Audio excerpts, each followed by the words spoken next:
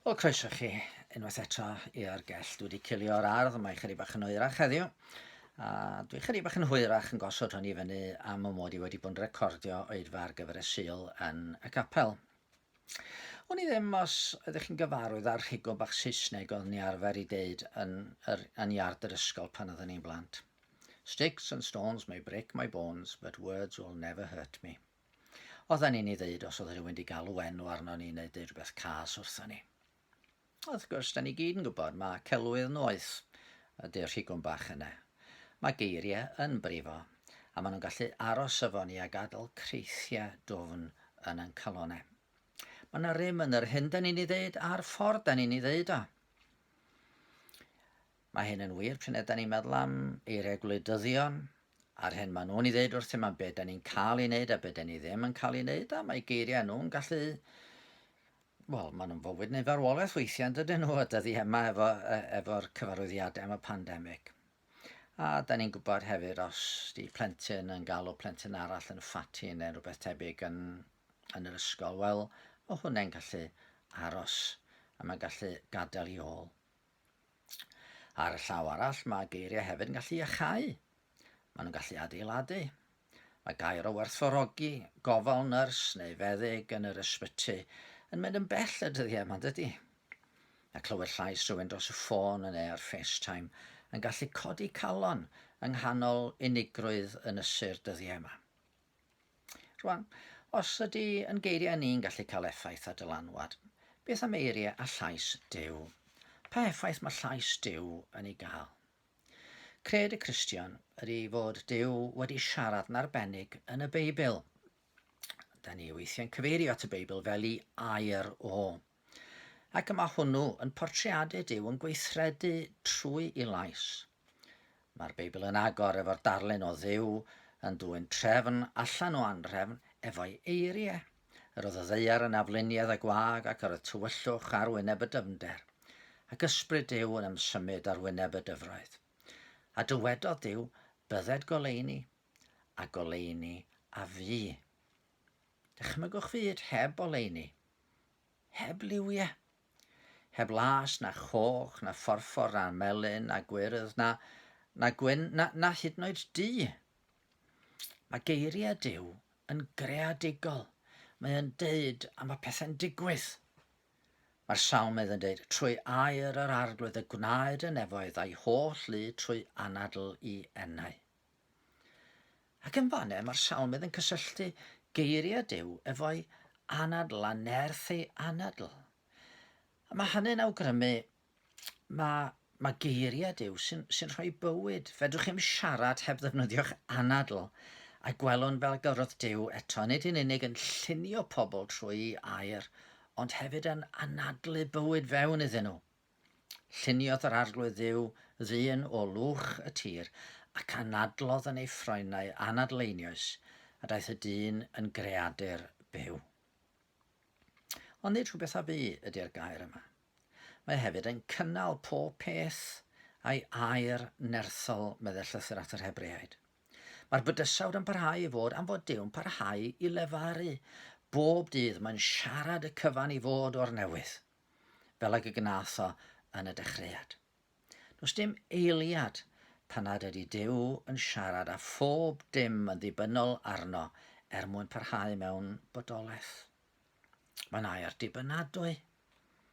Fel y mae'r glaw ar eira'n disgyn o'r nefoedd a heb ddychwelyd yno nes dyfrhau'r ddaear a gwneud iddi darddu a ffrwythloni a rhoi had i'w hau a bara i'w fwyta. Felly mae fy ngair sy'n dod o'm gennau ni ddychwel ataf yn wag neu'n ofer. Fe wna'r hyn a fynaf a llwyddo am neges.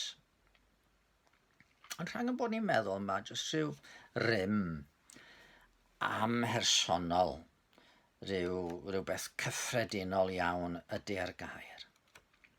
Mae gair Duw hefyd yn y Beibl yn cael ei bortreadu fel rhywbeth sy'n dod yn bersonol i ni. I'n helpu ni fyw, i ddangos i ni be di ewyllus Duw a sut mae i adnabod o.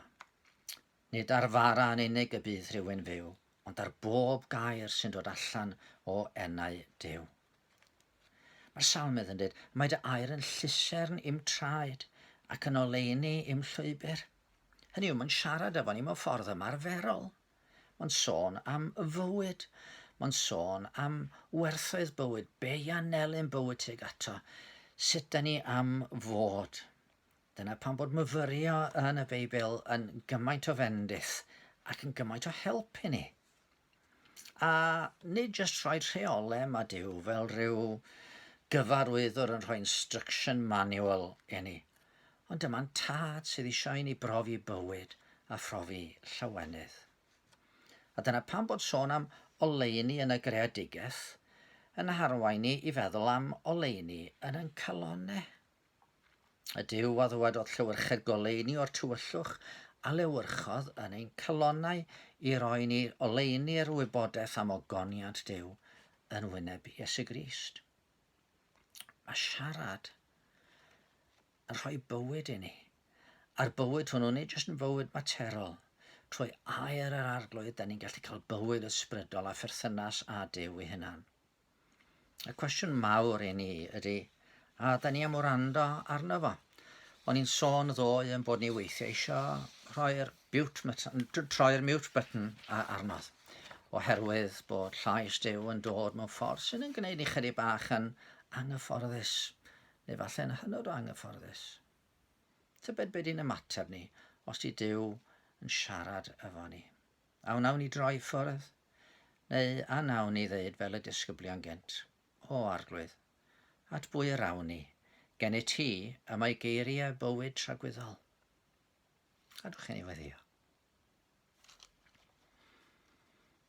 Arglwydd yn Duw, da ni'n diolch i ti dy fod ti'n siarad mewn pob math o ffyrdd efo ni, ond da ni'n diolch yn arbennig am y ffordd o ti'n siarad efo ni trwy'r Beibl. A da ni'n diolch fod yr ysbryd glân yn gallu gwneud gair y Beibl yn fwy na jyst geiriau ar bapur, ond yn air y bywyd i ni.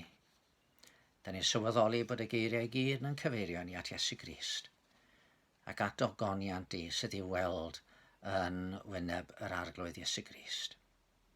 Helpa ni o dad i fod â chlustia agored i glywed yr hyn wyt ti'n ei ddeud, a gad i ni brofi bywyd yn ei gyflawnder, trwy adnabod di. Amen.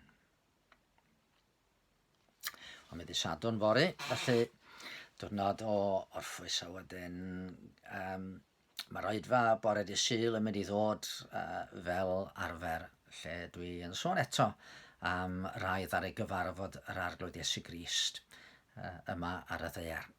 A wedyn, os fydd Duw'n caniatáu, mi fydda i'n ôl bore dydd Llun efo gair arall. Dan eich bendith.